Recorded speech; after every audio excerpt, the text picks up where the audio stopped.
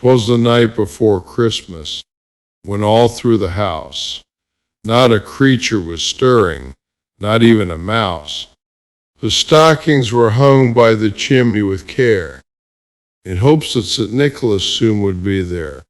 The children were nestled all snug in their beds, while visions of sugar plums danced in their heads, and Mama in her kerchief, and I in my cap, had just settled our brains for a long winter's nap, when out on the lawn there arose such a clatter, I sprang from the bed to see what was the matter. Away to the window I flew like a flash, tore open the shutters and threw up the sash. The moon on the breast of the new-fallen snow gave the luster of midday to objects below, when, what to my wondering eyes should appear but a miniature sleigh and 8 tiny reindeer, with a little old driver, so lively and quick. I knew in a moment it must be St. Nick. More rapid than eagles as coursers they came, and he whistled and shouted and called them by name.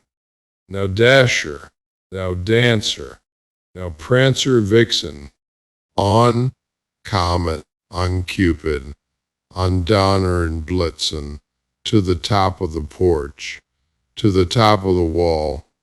Now dash away, dash away, dash away all, as dry leaves zap before the wild hurricane fly.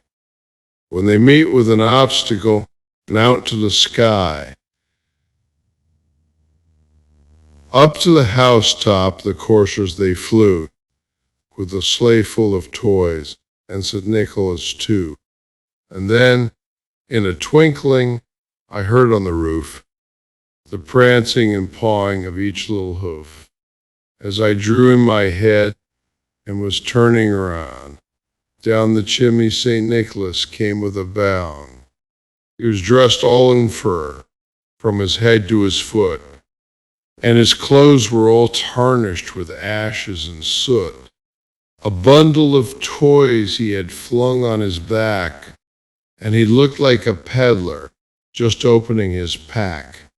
His eyes how they twinkled, his dimples how merry. His cheeks were like roses, his nose like a cherry. His droll little mouth was drawn up like a bow, and the beard of his chin was as white as the snow. The stump of a pipe he held tight in his teeth, and the smoke had encircled his head like a wreath. He had a broad face and a little round belly that shook when he laughed, like a bowl full of jelly. He was chubby and plump, a right jolly old elf, and I laughed when I saw him, in spite of myself. A wink of his eye and a twist of his head soon gave me to know I had nothing to dread.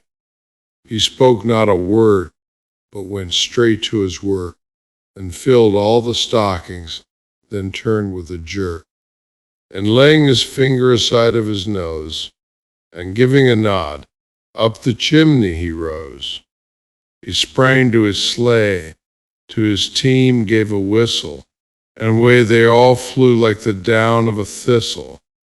But I heard him exclaim, ere he drove out of sight, "Happy Christmas to all, and to all a good night."